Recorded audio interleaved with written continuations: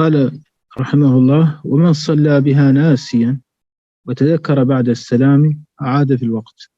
يعني من صلى بالنجاسة لكنه كان ناسيا ولم يتذكر ذلك إلا بعدما فرغ من الصلاة فصلاته صحيحة، وإنما تندب له الإعادة في الوقت. والوقت هنا يشمل الضروري، يعني إذا كان في الظهر أو في العصر تندب له الإعادة إلى الإصفرار، إذا كان في مغرب أو عشاء تندب له الإعادة إلى طلوع الفجر، إذا كان في صلاة الصبح تندب له الإعادة إلى طلوع الشمس.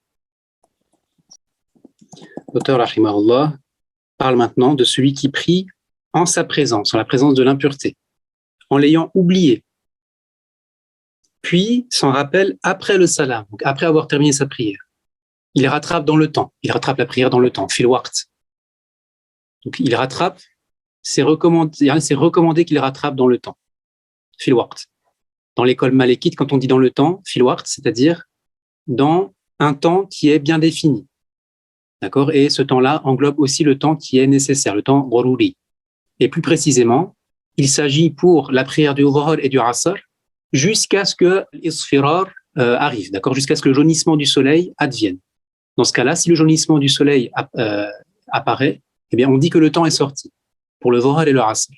Maintenant, s'il s'agit du Maghrib et du Isha, eh bien, le temps, quand on dit fil waqt ici, c'est jusqu'à ce que l'aube apparaisse. Jusqu'à ce que l'aube apparaisse. Et s'agissant du subh, c'est jusqu'à ce que le soleil se lève. إذن القاعدة عند الفقهاء أنهم إذا قالوا أعاد في الوقت هذا دليل على صحة الصلاة، وتكون الإعادة مندوبة. وإذا قالوا تعاد أبدا معنى ذلك أن الصلاة باطلة وتجب إعادتها في الوقت وخارج الوقت. Dans l'école malékite, des terminologies stipulent dans certains cas la recommandation et dans certains cas l'obligation. Ici, quand on dit dans le temps, fil waqt, chez les malékites, ça veut dire plusieurs choses. Ça indique premièrement que la prière est valable, et que l'adoration est valable. Et ça, c'est généralement. Généralement, c'est la terminologie utilisée. L'adoration est valable. Et deuxièmement, que c'est recommandé de rattraper. C'est une recommandation de rattraper. Fil waqt, c'est-à-dire donc c'est valable à l'origine et que c'est recommandé de refaire. Maintenant, une autre terminologie, mais qui n'a pas été encore mentionnée dans ce texte, quand on dit abadan, à jamais, dans l'absolu, comme si on dit par exemple il rattrape abadan, il rattrape dans l'absolu, bah, ce mot-là, abadan, chez les malékites, désigne l'obligation de refaire, et non seulement ça, mais aussi la non-validité à l'origine de la chose. C'est non valable, donc il doit absolument rattraper pour la refaire. C'est obligatoire. ويفيد قوله ومن صلى بها ناسيا هذا في الوقت، وأن إزالة النجاسة كما قدمنا واجبة، لكنها واجبة مع الذكر ومع القدرة. مع الذكر لا إذا كان ناسيا، ومع القدرة لا إذا كان عاجزا. إذن هذا مستفاد مما تقدم، أن إزالة النجاسة واجبة بشرطين: بالذكر يعني لا بالنسيان، الذكر ضد النسيان. فإن كان ناسيا قلنا صلاته صحيحة وتندب له الإعادة في الوقت. ومع القدرة يعني وجود ما يزيل به تلك النجاسة، فإذا كان عاجزا فإذن يصلي بالنجاسة وصلاته صحيحة. Ici, l'auteur, rahimahullah, nous enseigne, à travers les deux dernières phrases de ce paragraphe-là, quelque chose, du point de vue de l'enlèvement de la najasa, l'enlèvement de l'impureté. Ce que l'on comprend de sa parole, au cheikh, c'est qu'en réalité, il est obligatoire à la personne, ici, d'enlever l'impureté à deux conditions. Ma'a dhikri wal qudra, avec conscience et capacité. C'est obligatoire sur la personne, avant d'entrer dans la prière, d'enlever l'impureté avec conscience et capacité.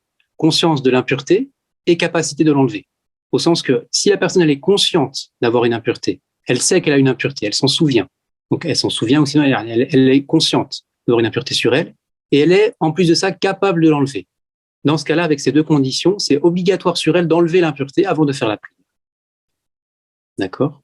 Alors que maintenant, donc voilà, ok. Donc et maintenant, si on explique les deux mots précisément, quand on dit conscience, ici c'est dhikr, c'est le contraire de l'oubli. Si la personne a oublié, dans ce cas-là, elle n'est pas concernée, elle n'est pas consciente dans ce cas-là, elle n'a pas observé la première condition. Si elle a oublié la présence de najasa sur elle. Deuxième chose ici, on a dit avec capacité. Le contraire ici, c'est l'incapacité. L'incapacité d'enlever l'impureté, comme par exemple, elle ne trouve pas d'eau. Elle n'a pas de quoi enlever l'impureté, elle n'a pas d'eau avec elle. Bien, voilà, tel que cela. Elle est incapable. Dans ce cas-là, si la personne maintenant, elle a l'une des deux choses, si elle est soit elle a oublié la présence d'impureté, ou sinon, elle n'est pas capable d'enlever l'impureté, eh bien, ça n'est pas une obligation pour la validité de la prière, ici, qu'elle enlève l'impureté. Et où est-ce qu'on comprend cela de la parole du cheikh? C'est quand il dit notamment que si la personne se rappelle après la prière qu'elle avait une impureté, ça veut dire qu'elle a fait la prière en ayant oublié l'impureté. Donc sa prière, elle est valable, parce qu'elle n'avait pas le souvenir de l'impureté, donc sa prière, elle est valable. Parce que c'est obligatoire avec le souvenir, avec la conscience et la capacité. La personne n'avait pas la conscience, elle avait oublié. Donc la prière est valable. Elle rattrape, c'est recommandé dans le temps. إذا تمت الحصة، سنواصل إن شاء الله في حصة قادمة مع فرائض الوضوء، ونستودعكم الله. السلام عليكم ورحمة الله تعالى وبركاته. وعليكم السلام ورحمة الله وبركاته. أعزكم الله شيخ. بارك الله فيكم. Le cheikh nous a dit que la séance est maintenant terminée et qu'il nous confie à Allah et nous invite à la prochaine séance qui va traiter des obligations du wudu.